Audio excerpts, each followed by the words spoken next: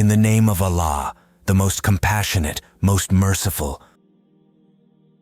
The Jews say, Ezra is the son of Allah, while the Christians say, the Messiah is the son of Allah.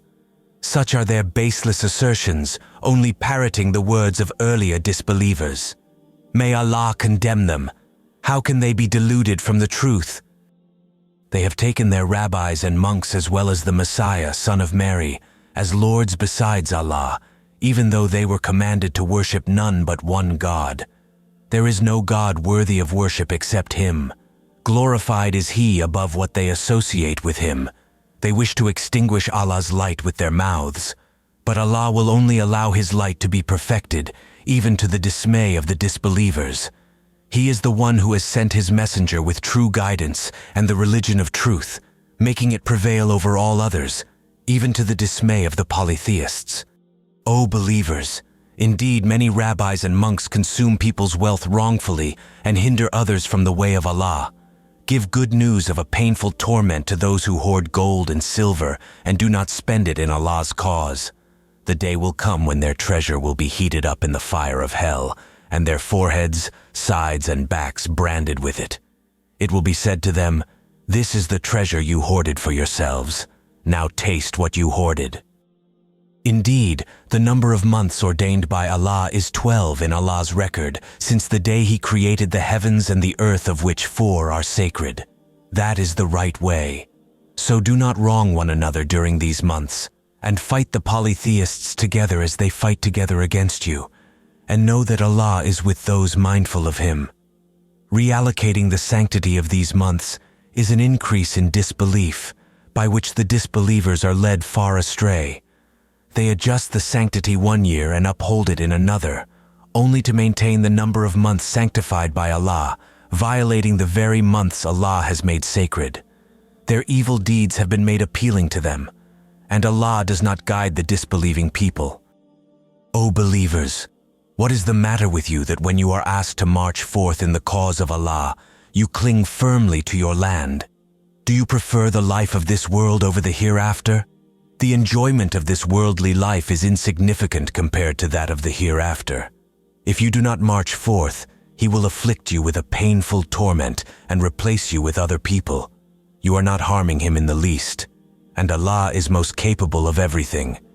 It does not matter if you believers do not support Him, for Allah did in fact support Him when the disbelievers drove Him out of Mecca, and He was only one of 2. While they both were in the cave, He reassured His companion, "Do not worry, Allah is certainly with us." So Allah sent down His serenity upon the Prophet, supported him with forces you believers did not see, and made the word of the disbelievers lowest, while the word of Allah is supreme, and Allah is Almighty, all-wise. O believers, march forth whether it is easy or difficult for you, and strive with your wealth and your lives in the cause of Allah. That is best for you, if only you knew.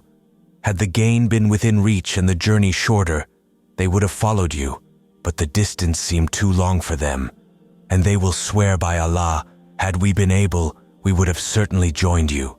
They are ruining themselves, and Allah knows that they are surely lying.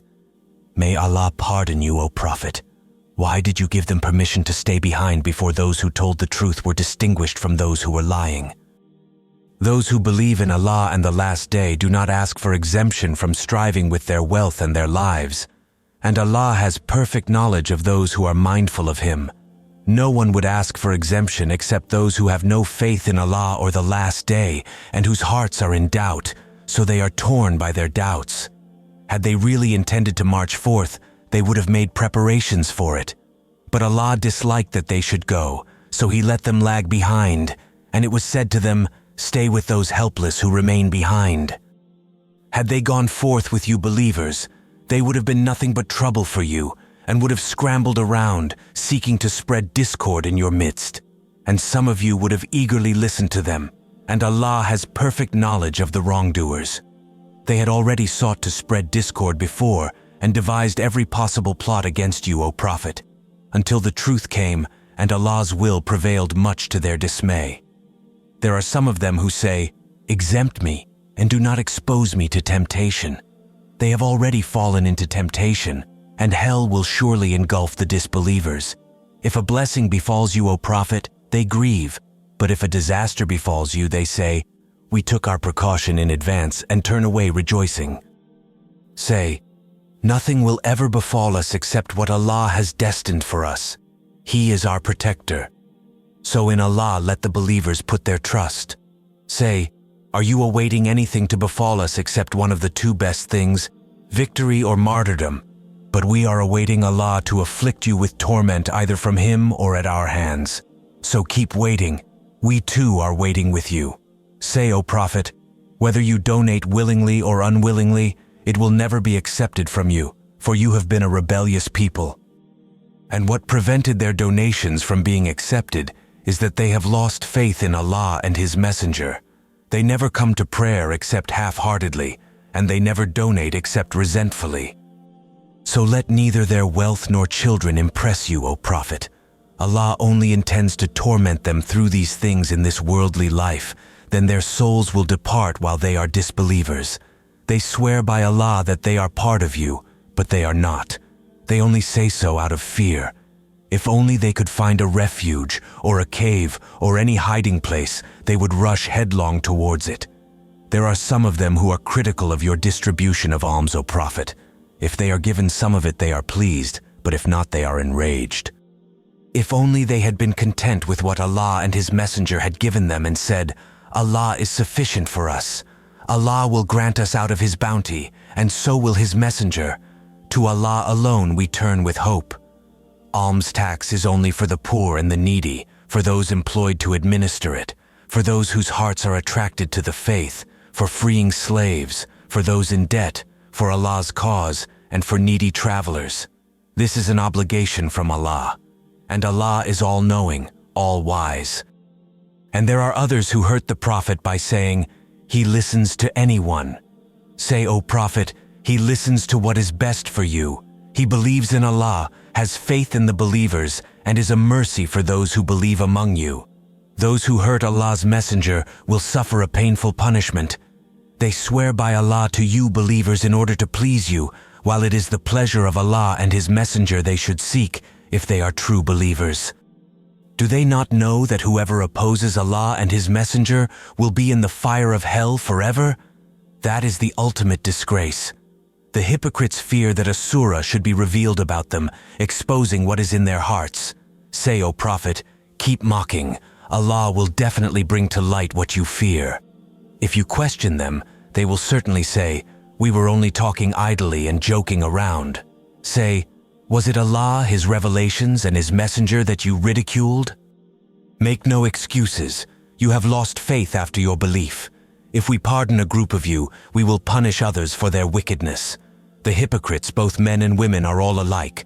They encourage what is evil, forbid what is good, and withhold what is in their hands. They neglected Allah, so He neglected them. Surely the hypocrites are the rebellious. Allah has promised the hypocrites, both men and women, and the disbelievers an everlasting stay in the fire of hell. It is sufficient for them. Allah has condemned them, and they will suffer a never-ending punishment. You hypocrites are like those disbelievers before you. They were far superior to you in might, and more abundant in wealth and children. They enjoyed their share in this life.